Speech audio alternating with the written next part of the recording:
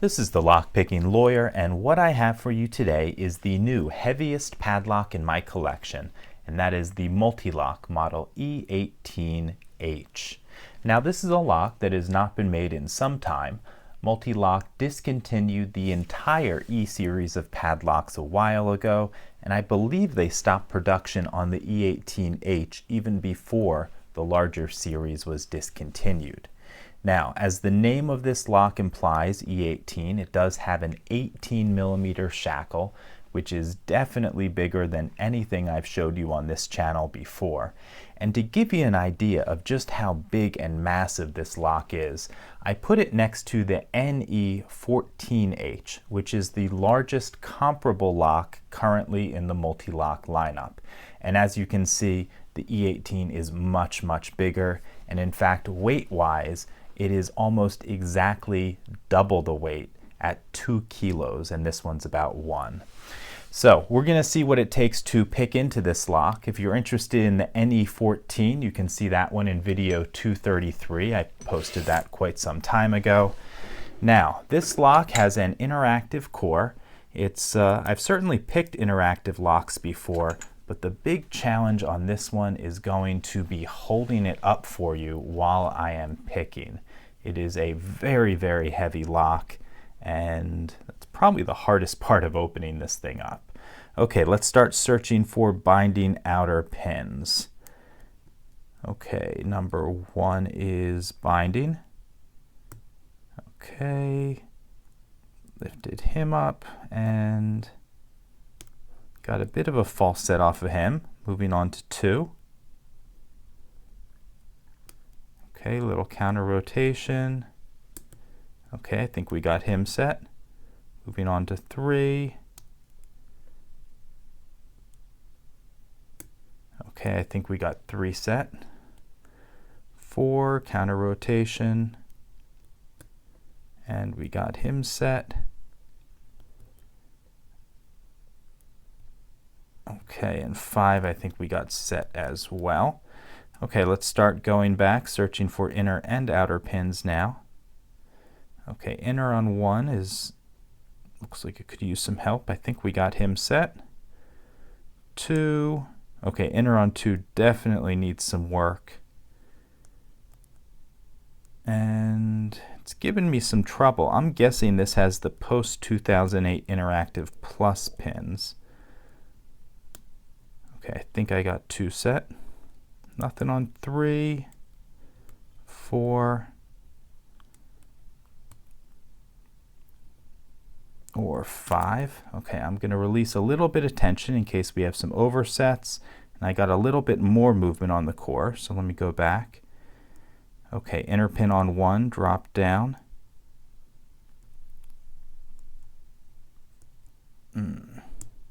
There we go. I think I got that.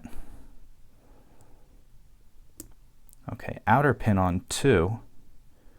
Inner pin appears to be set. Somehow I dropped outer pin on 3 as well. 4. And 5. Okay, we're in a really deep false set. It might just be that we have inner driver pins now. I think I got one on 1. I got one on 2. Nothing on 3. Nothing on 4. And 5 is our last one. Looks like we got it open. Okay.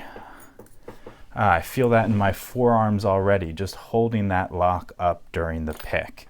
Okay, as you can see, what a massive, massive shackle here. I mean, darn near the size of my thumb, maybe even bigger.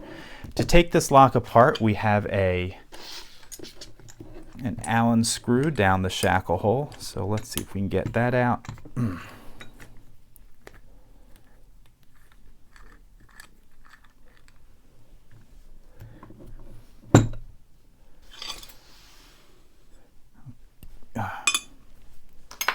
Okay, and let's start dropping the pieces out here.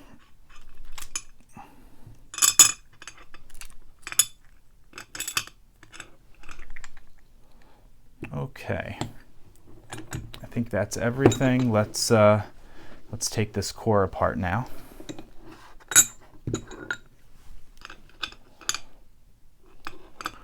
Looks like, let's lock this guy back up. Looks like we have 2 Phillips screws to disassemble the core.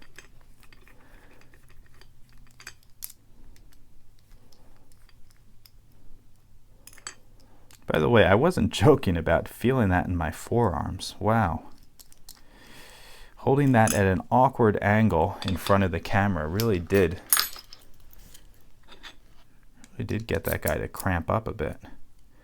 Okay.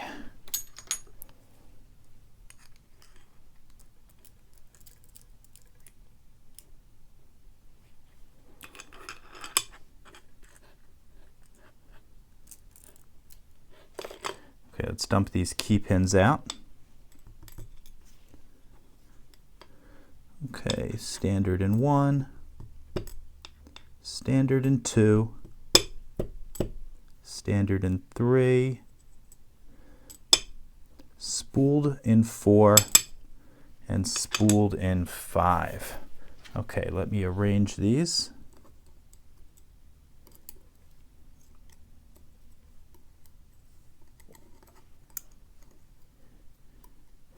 Okay, and I'm looking at these key pins and I can see countermilling inside them. Well, inside 1 through 3.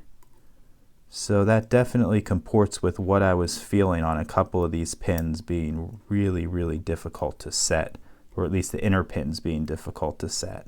That countermilling, I'm assuming we're going to see corresponding spooling on the inner driver pins. Yep, definitely on 1. Same one 2. That spooling catches in the countermilling, and it is probably one of the harder pin combinations that Mul-T-Lock has, short of the MT5 pins, which also have that feature, but are a little bit smaller, making them harder to pick.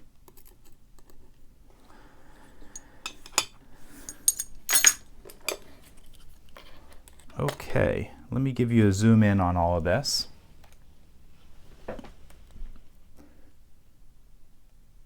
Okay, looking at these pins, we can see all of the inner key pins are standard. All of the outer key pins, at least 1 through 3 are standard, and then we have spooling on top of 4 and 5. We have a standard outer driver pin in 1, and the rest are spooled outer drivers, and all of the inner driver pins are spooled.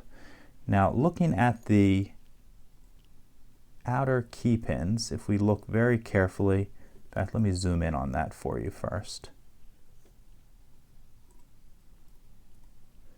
We can see that there is some countermilling in there. That catches with the spooling on the inner driver pin. That's what I was talking about making this pick a little bit more difficult. Up at the key, I should point out that this does have a relatively unusual key. It has the interactive chamber in slot 1. It's a less common key. I'm not sure if it's restricted, so if you do know that, please let me know in the comments. Then looking at this core, it looks relatively standard. We have a ball bearing protecting the pin stack from drilling, and then we have above and below the keyway 2 hardened inserts. And other than that, nothing really to see here. You can see if you look down the very first pinhole, you can see the detent mechanism that operates the interactive chamber. Okay, I think that's all I have for you on this Mul-T-Lock E18H padlock. If you have any questions or comments about this lock, please put them below. If you like this video and would like to see more like it, please subscribe. And as always, have a nice day. Thank you.